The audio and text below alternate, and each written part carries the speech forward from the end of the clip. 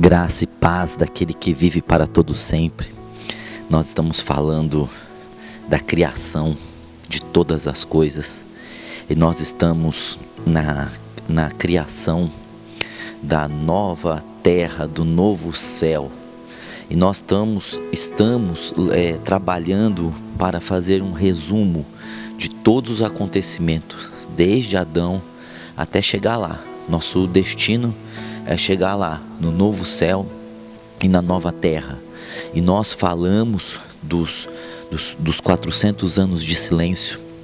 Nós falamos que Malaquias, a trombeta, foi a última voz profética a falar. E ficou 400 anos Deus em silêncio. Os homens não ficaram em silêncio, as rebeliões, as lutas não ficaram em silêncio, mas Deus não levantou nenhum profeta com inspiração canônica para deixar qualquer livro registrado durante esses 400 anos. O que nós temos são livros deuterocanônicos, que primeira, segunda Macabeus, livros históricos, livros que contam a história de uma parte desses 400 anos. No entanto, nós vemos alguns erros nesses livros e, ao que tudo indica, esses livros não acompanham a mesma visão dos demais do Antigo Testamento, que todos apontam para Cristo Jesus. E esses livros que foram introduzidos nesse tempo, Baraque, acréscimos em Daniel e Esther, eles não estão adequados à visão messiânica, à visão do Messias. Nesses 400 anos, o império grego tomou conta do mundo. Nós já vimos o império egípcio, o império assírio, o império babilônico, o império medo-persa. E nesses 400 anos de silêncio, naquela página em branco que nós temos na Bíblia, nós vemos que o império grego tomou o poder do mundo através de Alexandre o Grande, depois dos seus 4 generais. E eles tinham uma visão de helenizar o mundo, ou seja, trazer a cultura da Grécia para todos os povos. Eles eram diferentes de Nabucodonosor, que levavam as pessoas cativas para a sede. Eles introduziram um ensinamento forte do que os gregos acreditavam. Então daí a filosofia e os nomes famosos, de Sócrates, de outros homens, e a mitologia grega, o grego tomando poder no mundo de forma tremenda, extraordinária.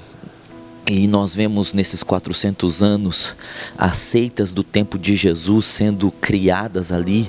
Na verdade, elas começaram devagar e muito timidamente na Babilônia. As sinagogas começaram ali na Babilônia, sinagogas que tinham 10 homens e começavam ali uma sinagoga para falar das Escrituras. E eles trouxeram, quando eles voltaram do cativeiro, eles trouxeram essa visão de sinagogas para ensinar as Escrituras. E aí nós vemos as seitas que do tempo de Jesus nascendo nesses 400 anos, os 200 anos finais ali, os fariseus, os saduceus, os essênios, os zelotes, certo? Essas seitas, elas foram se formando nesses 400 anos. Nós vemos o grego tomando conta, helenizando o mundo. E depois de 150 a 100 anos antes de Cristo, o Império Romano, ele governa o mundo, ele toma as terras de Israel. Israel se torna tributário do Império Romano. E o Império Romano, ele é um império diferente também. Ele deixa as pessoas na terra, tributa e aceita também alguns costumes. No caso, o império aceitou o grego, mas a língua era a latina. E o Império Romano, ele fez um certo bem para a humanidade, porque alguma das descobertas e das criações deles, eles que começaram devagar o saneamento básico, ruas, casas com números, e eles abriam estradas por todo o mundo para poder se locomover, e para que quando Jesus viesse tudo estivesse pronto. E Paulo chama, quando Cristo veio de plenitude dos tempos, porque a língua era grega, o império era o romano, já havia bastante tecnologia, infraestrutura, para depois os apóstolos difundirem o evangelho. Aí Jesus nasce né, no fim dos 400 anos, nós entramos em Mateus, em Marcos, em Lucas e João, que são um único evangelho com 4 visões, contando a história de Jesus, seu nascimento, como foi, sua infância, seus anos de estar no oculto, 18 anos, né, do 12 aos 30 anos, seu batismo nas águas por João aos 30 anos, seus 3 anos e meio de ministério, primeiro ano de inauguração, segundo ano de popularidade, o terceiro ano de oposição. O evangelho de João, ele destaca muito a última semana de Cristo, o sermão do cenáculo, do capítulo 13 ali até o capítulo 17, é o sermão do cenáculo. João, ele enfatiza muito do seu livro na última semana de Jesus. Nós vemos que no fim desses 3 anos e meio, Jesus veio, saiu do céu, foi colocado pelo Espírito Santo no ventre de Maria para morrer na cruz, e ele morre na cruz, fica 6 horas, a última palavra é tetelestai, está totalmente pago, acontece um monte de sinais, certo? E ele morre. E ao terceiro dia, no domingo pela manhã, ele ressuscita para a glória de Deus. O Espírito ressuscita, as mulheres vão no túmulo. O anjo diz: por que vocês procuram entre os mortos aquele que ressuscitou? Vai, diga aos outros que ele ressuscitou. E ele aparece depois, no espaço de 40 dias, aos seus discípulos. São 10 aparições. A última, ele diz: recebam poder ao descer sobre vocês o Espírito Santo, e vocês vão ser minhas testemunhas em Jerusalém, Samaria, Judeia, até os confins da terra. Os discípulos veem Jesus subindo depois de dar os mandamentos pelo Espírito Santo. Eles vão para o cenáculo, ficam 10 dias. No dia de Pentecostes, Atos capítulo 2, o Espírito desce sobre eles, e são vistas línguas repartidas como que de fogo, pousando sobre cada um deles, e eles engrandecem a Deus. Há 17 nações ali diante deles, muitas pessoas, milhares de pessoas, por causa do barulho daqueles 120 homens falando em línguas. Aqueles homens entendem o que aqueles 120 estão falando, são línguas de evangelização. Eles ouvem os 120 falando no seu próprio linguajar das suas nações, porque era a festa do Pentecostes. Os judeus vinham de todos os lados para comemorar a festa da colheita, da entrega da lei.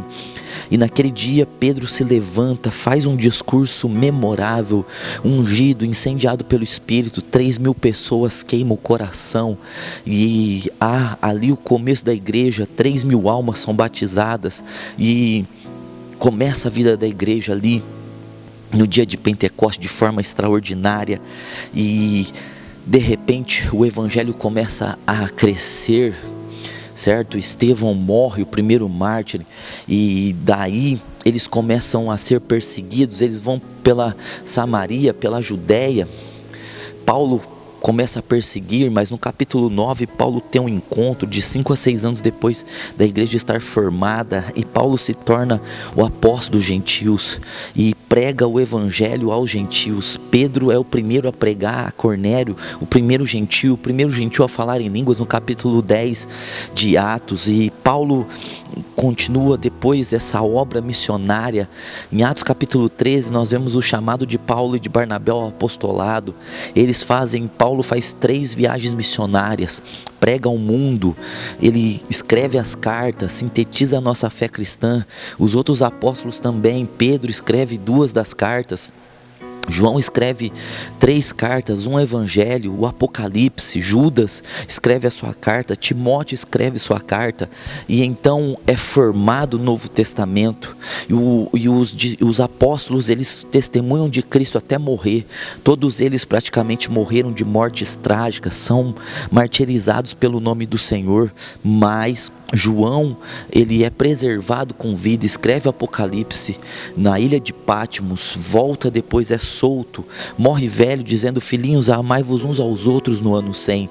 E depois que o apóstolo João morre no ano 100, acaba a era apostólica e começa uma era de trevas, uma era difícil, uma era de perseguição, em que não existe mais os 12 apóstolos do Cordeiro, não existe mais Paulo, não existe mais aquelas pessoas que tinham visto Jesus no seu ministério, fazendo curas, sinais, prodígios e maravilhas, dando as palavras. Só haviam pessoas que conheciam os apóstolos, e a igreja ela foi sendo perseguida e batida, mas quanto mais perseguida, mais batida, mais sofrida, mais crescia no oculto do Império Romano, sendo um organismo vivo dentro do Império, sendo caluniada por acharem que comiam carne humana na ceia, por terem incesto, porque cumprimentavam com ósculo santo, e a igreja, ela foi preservando-se, forte e crescendo depois da era dos apóstolos. E depois do ano 100, começa uma era de trevas, como eu disse, a perseguição, a luta, mas a igreja cresce, a igreja se fortalece, eles se reúnem em fábricas abandonadas, em beiras de praias, em cavernas, em casas subterrâneas, escondidos. Muitos morrem pelo testemunho do Senhor, muitos morrem clamando o Senhor, adorando a Deus, e eles são perseguidos até o ano 313. Até o ano 313 eles são perseguidos, mas a história diz de um governador, de um soldado, de um comandante chamado Magno Constantino, que estava lutando com seus irmãos pelo império, e ele, num sonho, numa visão, ele vê a cruz e ele faz um voto que se ele ganhasse a guerra contra os outros generais, ele mudaria o emblema de Roma, que era uma águia, por uma cruz, e por alguma coincidência ele conquistou o império, ele se tornou o imperador e ele cessou a perseguição. No ano 313 ele cessa a perseguição, ele permite que o cristianismo fosse uma das religiões ali do Império Romano. Até então o cristianismo era proibido de ser uma religião porque negava a César como Deus. Só tinham reconhecido Jesus como rei e como Senhor. Mas agora Constantino, dizendo-se convertido, ele legaliza a religião, ele se converte ao cristianismo. Ele é o primeiro imperador a ser um cristão. Então a igreja de perseguida, ela é aceita e ela passa a sair das escondidas para construção de templos e para perseguir as outras religiões. Aquilo que faziam com a igreja, agora a igreja começa a fazer com as outras religiões. O próprio Constantino vê que há muitos problemas na igreja, e ele é o homem que lidera o primeiro concílio, o concílio de Nicéia, no ano 325, e Constantino foi um homem que diz ter sido convertido, que se batizou no fim da vida porque tinha medo de perder a salvação. Diz de sua mãe que foi muito devota, mas o fato é que no ano 380 a igreja é oficializada. A igreja se torna a igreja oficial do império, a religião do império. Então, do ano 375 a 405, começa a igreja que os apóstolos deixaram a ser corrompida e ser colocado dentro dela imagens de escultura, imagens de santos de outras religiões. O dinheiro começa a entrar, a devoção à Virgem Maria começa a ser entronizada, e a igreja que os apóstolos deixaram começou a se apostatar e começou a se transformar na igreja que nós conhecemos hoje, que é a Igreja Católica Apostólica Romana. Não é mais a Igreja Católica Apostólica Cristã, mas é o Roma, é que governa, é que manda. No ano 320 eles já institulam o dogma da vela para acender velas, e introduz no ano 394 o dogma da Santa Missa. Deixa de existir, de haver culto para haver missas, e missa significa sacrifício, e a igreja vai se desviando. No ano 431 é introduzido o culto à Virgem Maria. No ano de 1845 Maria se torna imaculada. Em 1950 ela foi proclamada que ela foi ao céu, e começa o culto a Maria, e começa o sincretismo, a mistura de de ícones cristãos com os ícones das religiões do Império Romano, as coisas começam a ficar cada vez piores. No ano 500 introduz as roupas sacerdotais, já não são mais aqueles homens ungidos, pastores de ovelha, pescadores, homens simples, mas cheios do Espírito Santo que conduz a igreja, mas agora são homens letrados, cultos, intelectuais, homens ricos, e agora a igreja é um lugar de destaque, não é mais um lugar de perseguição. Então o ser padre, que aí agora já não é mais ser bispo, presbítero e pastor, mas é ser padre, é um bom negócio. E no ano 500 introduz a roupa sacerdotal para dar uma aparência melhor à igreja. No ano 600 introduz a doutrina do purgatório. E as coisas começam a ficar cada vez piores, porque no ano 500 já começa a era dos papas. E depois no ano 709 começa a cerimônia de beijar os pés dos papas. No ano 1316 introduz-se a oração da Ave Maria nos cultos. E as coisas começam a ficar cada vez piores. No ano 993, canonização dos santos, etc, etc, etc. Muitas coisas começam a acontecer. E no ano de 1184 começa a doutrina ou dogma de indulgências. Vai vendo, no ano 1184, o pão da comunhão no ano de 1200 é substituído pela hóstia. Gente, a igreja se desvia completamente. O que Cristo fez lá na cruz é completamente desviado. No ano de 1229 é proibida a leitura da Bíblia. Nós estamos passando por momentos difíceis na história, até que chega o ano de 1500, 1517, quando Deus levanta Martim Lutero e estabelece as 95 teses, prega as 95 teses nas portas ali da Universidade de Wittenberg, e começa ali o protestantismo através de Lutero, ele era um monge que tinha sido livre de uma tempestade, havia feito um voto a Santa Ana, que se ele fosse livre daquela tempestade ele seria um monge. Foi isso que ele fez.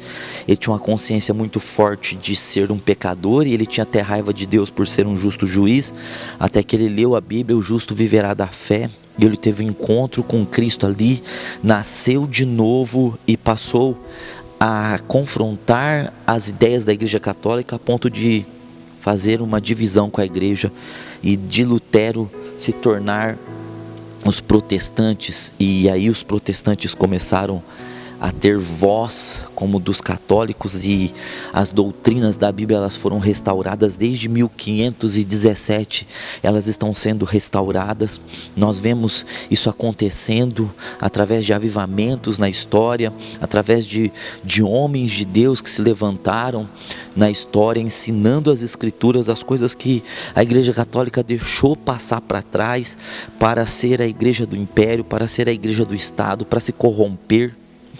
E nós vemos que no ano 1906, muito perto aqui de nós, estou fazendo um resumo muito rápido e tentando falar rápido também para poder economizar o tempo, nós vemos a Rua Azusa, o movimento da Rua Azusa em Los Angeles, nos Estados Unidos, restaurando uma das doutrinas que tinham ficado para trás, a doutrina de Atos capítulo 2, do falar em línguas, do ser batizado com Espírito Santo. E de 1906 para cá, as pessoas estão recebendo o batismo com o Espírito Santo, estão falando em línguas.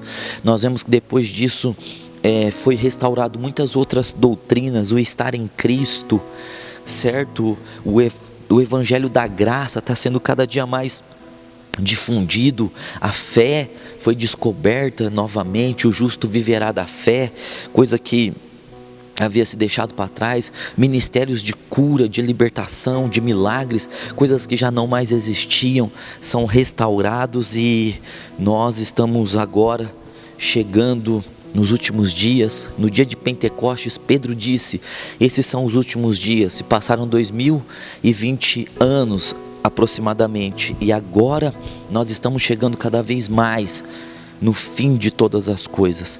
Nós estamos chegando na última hora, que o Espírito se derramará mais sobre nós ainda, para nós cumprirmos o nosso chamamento. Então nós falamos nesse vídeo de 400 anos antes de Jesus até agora, o ano 2020, em que a igreja já está evangelizou o mundo praticamente, o mundo ocidental está evangelizado. Há muitos lugares do mundo oriental que ainda não, muitas tribos, mas nós estamos como nunca antes pregando o evangelho está sendo anunciado. Então nós já temos mais 2.420 anos falados nesse vídeo, e daqui para frente nós vamos falar das coisas que vão acontecer até chegar lá, no novo céu, na nova terra. Graça e paz.